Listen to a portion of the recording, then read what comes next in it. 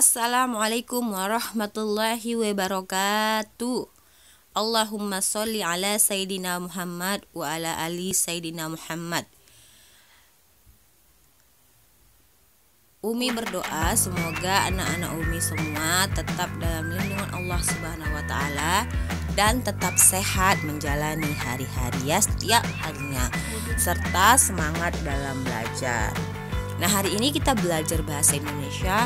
Umi kirimkan via video ya nak, masih dengan materi yang sama, yaitu menemukan informasi dalam buku menggunakan aspek 5W tambah 1H atau adik Simba. Anak-anak Umi, alhamdulillah materi terkait menemukan informasi dalam buku sudah kita pelajari di pekan sebelumnya. Ya, anak-anak Umi sudah dapat menemukan informasi dalam buku dengan menggunakan aspek 5W tambah 1H atau adik Simba.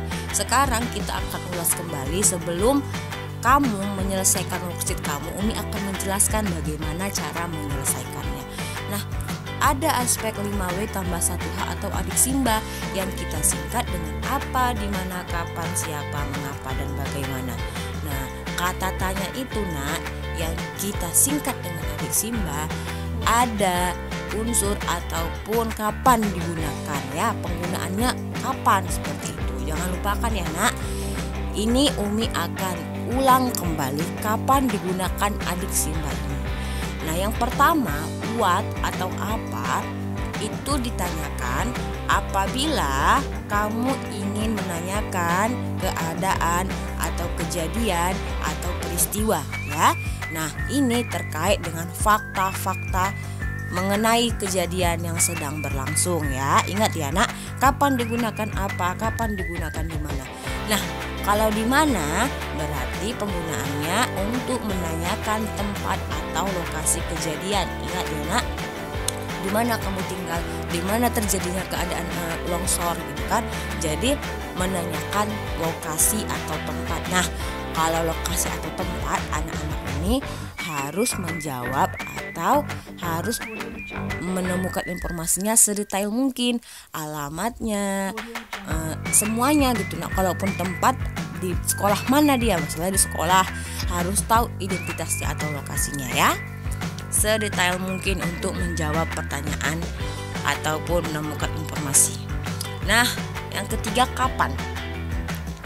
Kalau aspek kapan itu digunakan untuk menanyakan waktu berlangsungnya kejadian. Jadi kapan itu bisa kemarin, bisa misalnya hari ini, bisa pukul ya kan, bisa menanyakan jam berapa begitu.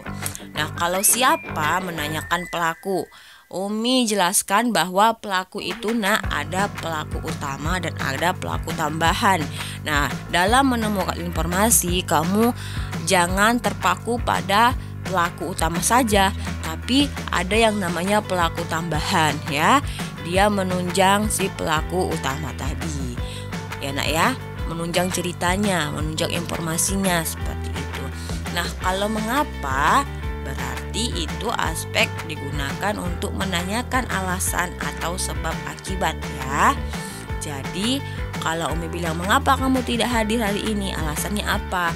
Nah, itulah tujuan penggunaan aspek mengapa ya. Baru dia terkait sebab akibat berarti alasan. Nah, yang terakhir bagaimana. Kalau bagaimana atau how itu menanyakan cara atau proses, seperti yang sudah Umi sampaikan pekan lalu. Bagaimana sih cara pembuatan kue misalnya. Nah, prosesnya seperti apa sudah Umi jelaskan ya. Diingat ya nak. Nah, sekarang Umi jelaskan contohnya. Anak-anak Umi bisa membuka lembar worksheetnya ya. Ini terkait bagaimana cara menyelesaikan lembar tugas kamu atau worksheet kamu. Nah, di situ ada 2 jenis paragraf ya. Nah, ceritanya sebenarnya bersambung nak. Informasinya bersambung, masih terkait tentang cerita Dipo, Danang, Ridwan, Andre ya. Jadi masih cerita tentang kampung halaman Dipo dan Danang. Nah, di sini ada 1 paragraf Umi buat contoh ya. Kita baca sama-sama. Dengan berjalan kaki, Danang, Dipo, Andre, dan Ridwan menyusuri jalan desa yang sebagian masih merupakan jalan tanah. Jalan tanah itu sebenarnya bukan jalan, tetapi hanya sebuah tanggul yang cukup lebar. Tanggul itu membatasi wilayah desa dengan sungai. Setelah melewati tanggul, mereka harus melewati jalan setapak yang mengarah ke tepi sungai. Nah, dari informasi ini kamu bisa menemukan informasi dengan menggunakan aspek adik Simba. Contoh, yang pertama, Umi gunakan aspek what atau apa. Nah, buat pertanyaannya ya kan. Contoh, menggunakan apa Danang, Dipu, Andre, dan Ridwan menyusuri jalan desa? Nah, anak-anak Umi harus ingat, jadi dalam membuat pertanyaan tidak harus adik Simbanya yang di depan. Contoh, apakah menggunakan? Kan nggak cocok karena jadi bisa kamu sisipkan apa sih kalimat yang tepat terlebih dahulu. Jadi nggak harus kata tanyanya di awal. Ya, perhatikan ya anak-anak Umi. Nah, seperti contoh ini. Apanya bisa di sini, tidak harus di awal ya. Oke ya, di sini harus dipahami bagaimana sih kita menyusun kalimat tanya. Tidak harus adik Simbanya terlebih dahulu, tapi kira-kira kalimat seperti apa, ingat ya, agar dia efektif. Nah, jadi dapat kita temukan jawabannya bahwa dari pertanyaan menggunakan apa Danang, Dipu, Andre, dan Ridwan menyusuri jalan di desa. Nah, jawabannya dapat kita temukan informasi bahwa dengan berjalan kaki Danang, Dipu, Andre, dan Ridwan menyusuri jalan desa. Nah, di mana kita dapat Umi? Nah, di awal ini, dengan berjalan kaki Danang, Dipu, Andre, dan Ridwan menyusuri jalan desa ya. Jadi nggak harus informasinya sampai titik. Ingat ya, kalau misalnya apa penggunaannya untuk menanyakan kejadian. Peristiwa jalan kaki itu dialami oleh Danang, Dipu, Andre, dan Ridwan. Itulah informasinya anak ya.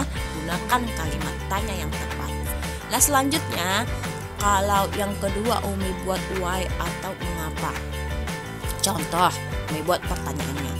Mengapa mereka harus melewati tanggul dan jalan setapak yang mengarah ke sungai? Nah, mengapa itu kan alasan, nak, sebab akibat kan. Nah, lalu kita dapat informasi bahwa tanggul itu membatasi wilayah desa dengan sungai. Setelah melewati tanggul, mereka harus melewati jalan setapak yang mengarah ke tepi sungai. Jadi ini alasannya, nak ya, karena tanggul itu membatasi wilayah desa dengan sungai, makanya mereka harus melewati tanggul dan jalan setapak dulu ya. Itulah alasannya dan jawabannya. Nah, kenapa bisa kata tanyanya dulu gitu ya? Kalau dia efektif tidak masalah. Jadi nggak harus kata tanyanya di awal ya. Nah, yang terakhir Umi buat how atau bagaimana. Bagaimana ini kan menanyakan proses atau cara. Nah, coba kita buat kalimat tanyanya. Bagaimana mereka dapat sampai ke tepi sungai? Berarti kan cara. Bagaimana sih cara Ridwan, Andre, Dipu, dan Danang bisa sampai ke sungai? Nah, setelah kita baca, kita temukan informasi bahwa setelah melewati tanggul, mereka harus melewati jalan setapak yang mengarah ke tepi sungai. Jadi itulah informasinya cara mereka sampai ke tepi sungai. Nah, setelah melewati tanggul, mereka harus melewati jalan setapak yang mengarah ke tepi sungai. Ya kan? Itu kita temukan informasinya. Begitulah, nak, cara menemukan informasi dalam buku. Tapi ingat ya, nak, tidak semua aspek dapat kamu buat ya. Misalnya satu paragraf hanya bisa menemukan informasi terkait apa, mengapa, dan bagaimana, atau hanya terkait siapa, bagaimana, dan kapan ya. Gak apa-apa, kamu harus perhatikan benar-benar. Jadi gak semua aspek bisa kamu gunakan. Nah, di lembar worksheet kamu itu kan Umi buat 6 aspek. Nah, bisa saja hanya 2 aspek yang dapat kamu temukan dalam informasi. Jadi nggak harus semua ya, nggak harus semua. Perhatikan sekali lagi, kira-kira informasi apa sih yang terdapat dalam paragraf tersebut. Misalnya pada paragraf pertama di 3 aspek. Contoh kapan, siapa, dan apa, atau sebaliknya ya kan. Bagaimana, mengapa, dan kapan misalnya. Jadi kamu perhatikan benar-benar aspek apa yang terdapat pada informasi di worksheet kamu ini. Begitulah cara menyelesaikan worksheetnya. Alhamdulillah penjelasan dari Umi sudah selesai. Apabila anak-anak Umi kurang paham, boleh ditanyakan langsung kepada Umi ya nak, bagaimana cara mengerjakan lembar worksheet kamu. Ayo kerjakan worksheet kamu ya nak, seperti contoh yang sudah Umi jelaskan di video ini ya. Selamat berlatih anak-anak Umi, tetap semangat. Wabillahi taufiq wal hidayah. Assalamualaikum warahmatullahi wabarakatuh.